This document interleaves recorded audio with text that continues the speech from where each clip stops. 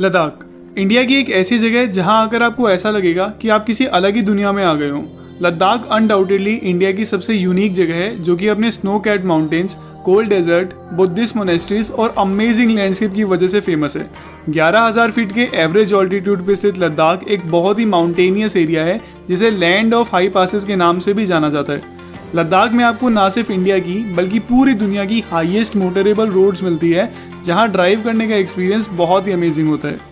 लद्दाख को आप बाइक और कार दोनों पे ही इजीली एक्सप्लोर कर सकते हैं और अगर आप भी लद्दाख की एक ट्रिप प्लान कर रहे हैं तो आज की वीडियो में मैं आपको एक पूरा टूर प्लान एक्सप्लेन करूंगा कि आप कैसे लद्दाख आ सकते हैं, यहाँ अगर आपको क्या क्या विजिट करना चाहिए और आपका ओवरऑल ट्रिप ड्यूरेशन कितने दिन का होगा। वीडियो में आगे बढ़ने से पहले अगर आपको मेरी वीडियोस अच्छी लगती हैं तो चैनल को ज़रूर सब्सक्राइब कर लेना, इससे मुझे काफ़ी मोटिवेशन मिलती है इस तरह की वीडियोस को बनाने के लिए। तो चलिए दोस्तों वीडियो शुरू करते हैं। लद्दाख की ट्रिप प्लान करने से पहले आपको लद्दाख के बारे में कुछ इंपॉर्टेंट बातें जानना बहुत ज़रूरी है। अब क्योंकि लद्दाख बहुत हाई ऑल्टीट्यूड पे लोकेटेड है, यहाँ पे ऑक्सीजन की थोड़ी कमी रहती है जिसकी वजह से आपको यहाँ अक्यूट माउंटेन सिकनेस होने का थोड़ा रिस्क रहता है। इसलिए लद्दाख आने से पहले आपको अपने डॉक्टर से कंसल्ट करके कुछ प्रिकॉशनरी मेडिसिन अपने साथ ज़रूर लानी चाहिए। लद्दाख में विंटर्स के टाइम पे बहुत ज़्यादा हैवी स्नोफॉल होती है, इसलिए यहाँ विजिट करने का बेस्ट टाइम मई से अक्टूबर तक का ही होता है। हालांकि इस टाइम पे भी लद्दाख का टेम्परेचर काफ़ी कम रहता है और कुछ जगह पे तो मई जून के टाइम पे भी ये टेम्परेचर 0 डिग्री से नीचे चला जाता है। इसलिए लद्दाख आने से पहले आप अपने प्रॉपर विंटर क्लोथ्स लेकर ही यहाँ आएँ। तो अब बात करते हैं कि आप लद्दाख पहुँचेंगे कैसे। लद्दाख पहुंचने के लिए आप या तो लेह तक की डायरेक्ट फ्लाइट ले सकते हैं जो कि आपको दिल्ली, मुंबई, श्रीनगर, जम्मू और चंडीगढ़ से इजीली मिल जाएगी, या आप रोड ट्रिप करते हुए लद्दाख आ सकते हैं। मैं आपको स्ट्रांगली रेकमेंड करता हूं कि आपको रोड ट्रिप करते हुए ही लेह आना चाहिए क्योंकि इस रास्ते पे आपको बहुत ही बढ़िया व्यूज़ देखने को मिलते हैं। लेह तक पहुंचने के लिए 2 हाईवे हैं, एक है मनाली लेह हाईवे और एक है श्रीनगर लेह हाईवे। ज़्यादातर लोग मनाली लेह हाईवे से लेह आना पसंद करते हैं और ये रास्ता बहुत सीनिक भी है, लेकिन मैं आपको रेकमेंड करूंगा कि आप श्रीनगर लेह हाईवे से यहाँ आएँ। इसके आपको 2 बेनिफिट्स होंगे। पहला ये कि इस रूट से आपका कारगिल विजिट करने का टाइम बचेगा और दूसरा ये कि इस रूट से आपको यहाँ के ऑल्टीट्यूड से एक्लेमेटाइज होने में ज़्यादा टाइम नहीं लगेगा। बेसिकली जब भी हम ऐसी हाई ऑल्टीट्यूड वाली जगह पे जाते हैं तो हमारी बॉडी को उससे एडजस्ट होने में थोड़ा टाइम लगता है और इसे एक्लेमेटाइजेशन बोलते हैं। श्रीनगर लेह हाईवे पे ऑल्टीट्यूड काफ़ी ग्रेजुअली इंक्रीज होता है जिसकी वजह से हमारी बॉडी थोड़ा जल्दी एक्लेमेटाइज हो जाती है, जबकि मनाली से लेह आकर आपको लेह में कम से कम 1 से 2 दिन का रेस्ट करना पड़ता है अपनी बॉडी को एक्लेमेटाइज करने के लिए। हालांकि लद्दाख गवर्नमेंट ने अब एक नई गाइडलाइन निकाली है जिसके अकॉर्डिंग आपको लद्दाख विजिट करने के लिए लेह में 2 दिन का कंपलसरी रेस्ट करना होगा ताकि आपकी बॉडी लद्दाख के लिए अच्छे से एक्लेमेटाइज हो जाए। अगर हम बात करें एक आइडियल आइटिनरी की तो आपकी जर्नी स्टार्ट होगी श्रीनगर से और डे 1 पे आपको श्रीनगर से कारगिल पहुंचना होगा। श्रीनगर से कारगिल 210 किलोमीटर लंबा डिस्टेंस है जिसको कवर करने में आपको 7 से 8 घंटे लगेंगे। इस जर्नी में आपको यहाँ की ग्रीनरी और टॉल माउंटेन्स के बहुत ही बढ़िया व्यूज़ देखने को मिलेंगे और इस रूट पे आप सोनमर्ग और द्रास वैली से भी होते हुए गुजरेंगे। कारगिल पहुँच गए आपको यहाँ की सबसे main tourist attraction Kargil war memorial में ज़रूर विजिट करना चाहिए। कारगिल वॉर मेमोरियल 1999 में हुई इंडिया पाकिस्तान वॉर में शहीद हुए सोल्जर्स को डेडिकेटेड है। इस वॉर मेमोरियल में आपको कारगिल वॉर से रिलेटेड काफ़ी इंपॉर्टेंट नॉलेज मिलती है और यहाँ आकर आप वॉर में शहीद हुए इंडियन सोल्जर्स को श्रद्धांजलि भी दे सकते हैं। रात के स्टे के लिए आप कारगिल के किसी होटल में चेक इन कर सकते हैं। डे 2 पे आप सुबह कारगिल से लेह के लिए निकलेंगे जो कि 210 किलोमीटर लंबी जर्नी है। कारगिल से लेह तक की जर्नी काफ़ी स्पेशल है क्योंकि इस रूट पे एक्चुअल लद्दाख वाला लैंडस्केप स्टार्ट हो जाता है जिसके व्यूज़ देखते ही बनते हैं। इस रूट को और भी ज़्यादा स्पेशल बनाता है यहाँ की काफ़ी सारी टूरिस्ट प्लेसेस। इस 210 किलोमीटर लंबे रूट पे आप काफ़ी सारी बुद्धिस्ट मोनेस्ट्रीज जैसे कि Lamayuru monastery, Phyang monastery, Spituk monastery, Basgo palace, Mulbekh monastery और आलची और लिक्किर की मोनेस्ट्रीज में विजिट कर सकते हैं। इसके बाद अगला स्टॉप आपको मैग्नेटिक हिल पे लेना चाहिए। माना जाता है कि यहाँ के माउंटेन्स अपनी मैग्नेटिक पावर से आपकी कार को अपने आप अपनी तरफ खींचते हैं। इसके बाद आप नीमू विलेज के पास इंदस और जांस्कार रिवर के मीटिंग पॉइंट पे भी कुछ देर रुक सकते हैं और फाइनली 9 से 10 घंटे की ये जर्नी कंप्लीट करके आप शाम तक लेह पहुंच सकते हैं। लेह पहुंच के आपको अपने होटल में चेक इन करके कुछ देर रेस्ट करना चाहिए ताकि आपकी बॉडी यहाँ के ऑल्टीट्यूड से थोड़ा एक्लेमेटाइज हो जाए। डे 3 पे आप लेह टाउन को अच्छे से एक्सप्लोर कर सकते हैं। लेह टाउन लद्दाख में टूरिज्म के लिए स्टार्टिंग पॉइंट है और इतने हाई ऑल्टीट्यूड पे होने के बाद भी आपको यहाँ सारी बेसिक ज़रूरतों की चीज़ें मिल जाती हैं। ले आकर आपको यहाँ की सबसे आइकॉनिक मॉन्यूमेंट शांति स्तूपा में ज़रूर विजिट करना चाहिए, जो कि एक वाइट कलर का बहुत ही सुंदर डोम स्ट्रक्चर है, जिसे 1991 में जापानीज बुद्धिस्ट मोंक ग्योम्यो नामाकुरा ने बनवाया था। शांति स्तूपा एक काफ़ी इंपॉर्टेंट बुद्धिस्ट साइट है, जहाँ से आपको बैकग्राउंड के माउंटेन्स और ले टाउन का बहुत ही बढ़िया व्यू देखने को मिलता है।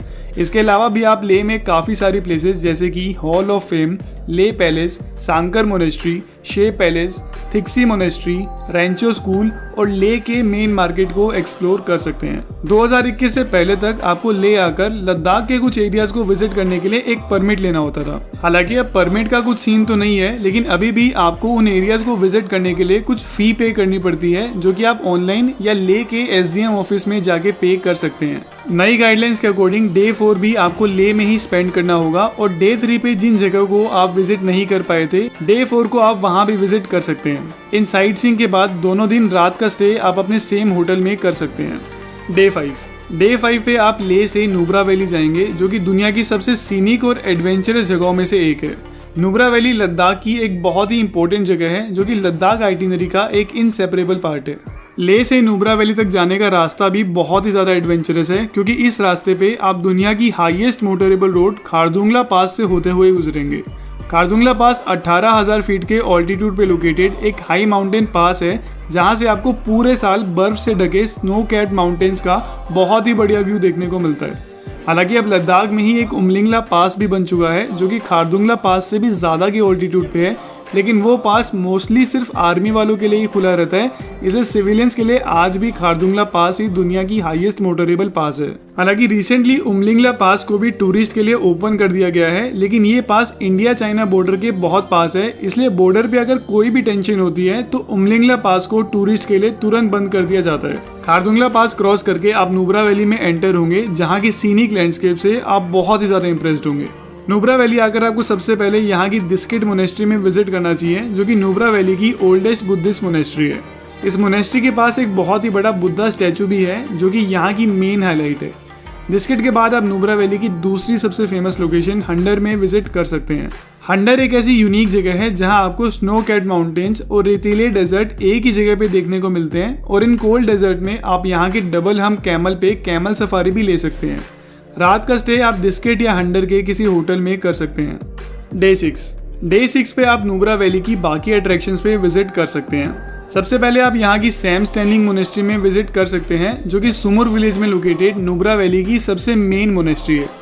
इसके बाद आप पनामिक विलेज के हॉट वाटर स्प्रिंग को भी विटनेस कर सकते हैं, जो कि पूरे साल बहने वाला यहाँ का एकमात्र हॉट वाटर स्प्रिंग है, और माना जाता है कि यहाँ के पानी में काफ़ी मेडिसिनल प्रॉपर्टीज भी होती हैं। इसके बाद आप इंडिया पाकिस्तान बॉर्डर के लास्ट विलेज तुर्तुक में भी विजिट कर सकते हैं, जो कि लद्दाख के सबसे सुंदर विलेजेस में से एक है।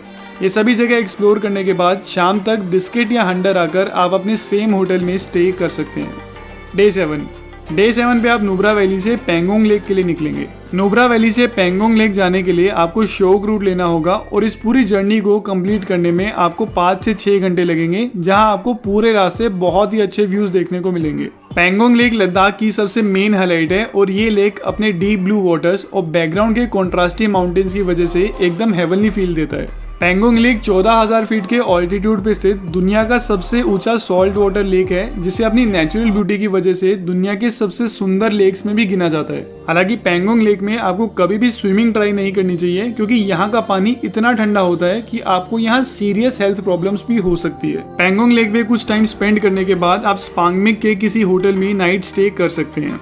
डे 8 पे आप सुबह पेंगोंग लेक पे कुछ टाइम स्पेंड करके हानले के लिए निकलेंगे।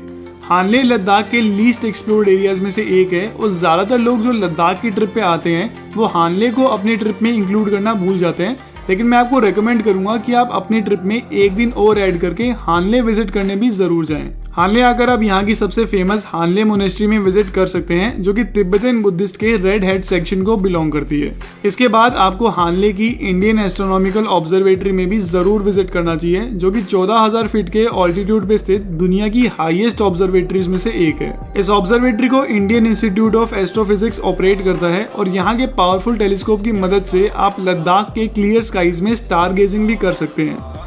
नाइट स्टे के लिए आप हानले के किसी होटल में या इंडियन एस्ट्रोनॉमिकल ऑब्जर्वेटरी के गेस्ट हाउस में स्टे कर सकते हैं। डे 9 पे आप हानले से सो मोरिरी लेक के लिए निकलेंगे। हानले से सो मोरिरी लेक जाने के 3 रास्ते हैं, लेकिन इनमें से सबसे कन्वीनियंट रास्ता है हानले से लोमा, न्योमा और माहे ब्रिज होते हुए, जो कि 150 किलोमीटर लंबा रास्ता है और इसे कवर करने में आपको 4 से 5 घंटे लगेंगे। सो मोरिरी लेक पेंगोंग लेक की तरह एक बहुत ही सुंदर ब्लू वाटर लेक है, लेकिन ये लेक पेंगोंग लेक जितना फेमस नहीं है, इसलिए आपको यहाँ ज़्यादा क्राउड देखने को नहीं मिलेगा। सो मोरिरी लेक इंडिया का हाईएस्ट ऑल्टीट्यूड लेक है, जो पूरी तरह से इंडियन टेरिटरी में लोकेटेड है। सो मोरिरी लेक की नेचुरल ब्यूटी को कुछ देर विटनेस करने के बाद आप लेक के लिए निकल सकते हैं, जो कि यहाँ से 220 किलोमीटर दूर है और इस डिस्टेंस को कवर करने में आपको 6 से 7 घंटे लगेंगे। ले पहुँच के आप यहाँ किसी होटल में स्टे कर सकते हैं। डे 10 आपकी लद्दाख आइटिनरी का लास्ट डे होगा और इस दिन आप ले से मनाली के लिए निकलेंगे। मनाली के लिए निकलने से पहले आप ले के लोकल मार्केट में कुछ देर विजिट करके यहाँ से कुछ सोवेनियर शॉपिंग भी कर सकते हैं। लद्दाख से वापस आते टाइम आपको मनाली वाला रूट इसलिए लेना चाहिए ताकि आपका श्रीनगर ले मनाली वाला पूरा सर्किट कंप्लीट हो सके। ले से मनाली 430 किलोमीटर लंबी जर्नी है, जिसे एक दिन में कवर करना थोड़ा मुश्किल है। तो डे 10 पे आप ले से सरचू तक की जर्नी कर सकते हैं, जो कि 250 किलोमीटर लंबी जर्नी है और इसे कवर करने में आपको 7 से 8 घंटे लगेंगे। सरचू में आपको होटल्स, गेस्ट हाउस और टेंट्स मिल जाएंगे, जहां आप नाइट स्टे कर सकते हैं। डे 11 नाइट स्टे सरचू में करने के बाद आप सरचू से मनाली के लिए निकल सकते हैं, जो कि 180 किलोमीटर लंबी जर्नी है, जिसे कवर करने में आपको 7 से 8 घंटे लगेंगे। सरचू से मनाली एंटर होने के आपके पास 2 ऑप्शंस होंगे, या तो आप रोहतांग पास से एंटर हो सकते हैं या अटल टनल से। अटल टनल एक छोटा और काफी स्मूथ रास्ता है, जबकि रोहतांग पास से आने के लिए आपको काफी टाइम लगेगा और यहाँ की रोड कंडीशंस भी उतनी अच्छी नहीं है। हालांकि रोहतांग पास वाले रास्ते से आपको जो व्यूज देखने को मिलते हैं, उसके लिए लंबा रास्ता लेना भी वर्थ इट होगा। ले से मनाली वाला हाईवे पूरे इंडिया के सबसे सीनिक और एडवेंचरस रास्तों में से एक है और इस पूरे रास्ते में आपको 5 हाई माउंटेन पासेस जैसे कि तांगलांगला पास, लाचुंगला पास, नाकीला पास, बारालाचला पास और रोहतांग पास देखने को मिलते हैं और इन सभी पासेस की सीनिक ब्यूटी को आप अपनी लाइफ में कभी नहीं भूलने वाले। डे 11 पे मनाली पहुंच के आप अगले दिन अपने होम टाउन के लिए निकल सकते हैं और कुछ इस तरह आप अपनी लेह लद्दाख की जर्नी को प्लान कर सकते हैं। इस पूरी आइटिनरी को फॉलो करने से पहले आपको इस ट्रिप के बारे में कुछ बातें याद रखनी होगी। ले के हाई ऑल्टीट्यूड से एडजस्ट होने में हमारी बॉडी को थोड़ा टाइम लगता है, इसलिए अगर आपको ज़्यादा कंफर्टेबल नहीं लग रहा है तो आपको ले में ही 1 से 2 दिन और रेस्ट करना चाहिए, क्योंकि अगर आगे चल के आपको अक्यूट माउंटेन सिकनेस होती है तो यहाँ काफ़ी दूर तक आपको हॉस्पिटल्स भी नहीं मिलेंगे और अक्यूट माउंटेन सिकनेस बहुत ज़्यादा डेंजरस हो सकती है, इसलिए इसे बिल्कुल भी इग्नोर ना करें। लद्दाख विजिट करने के लिए यहाँ के टैक्सी यूनियन के रूल्स भी काफ़ी स्ट्रिक्ट हैं और आप यहाँ किसी दूसरे स्टेट की रेंटेड कैब या टैक्सी से विजिट नहीं कर सकते। और अगर आप अपने पर्सनल व्हीकल से यहाँ विजिट करने आते हैं तो उस व्हीकल के पेपर्स या तो आपके खुद के या आपके ब्लड रिलेटिव्स के नाम पे होने चाहिए, अदरवाइज आपको लद्दाख विजिट करने की परमिशन नहीं मिलेगी। हालांकि दूसरे स्टेट की रेंटेड कैब से आप ले तक आ सकते हैं, लेकिन लद्दाख की बाकी जगहों को विजिट नहीं कर सकते। उसके लिए आपको लद्दाख या जम्मू कश्मीर की लोकल टैक्सी ही हायर करनी होगी, जो कि आपको ले टैक्सी स्टैंड से मिल जाएगी। अगर आप लद्दाख को बाइक से एक्सप्लोर करना चाहते हैं तो बाइक भी आपको ले से रेंट पे मिल जाएगी। और फाइनली लद्दाख के जितने भी हाई माउंटेन पास हैं वहाँ ऑक्सीजन की काफ़ी कमी होती है, इसलिए आपको ऐसे किसी भी पास पे 30 मिनट से ज़्यादा टाइम स्पेंड नहीं करना चाहिए। तो दोस्तों ये थी हमारी एक आइडियल लद्दाख आइटिनरी। अगर इन सब वीडियो अच्छा लगा तो अपने फ्रेंड्स और फैमिली के साथ वीडियो को शेयर करें, चैनल को सब्सक्राइब करें और लाइक का बटन दबाना ना भूलें। अगले वीडियो में मिलते हैं। Till that time, good bye.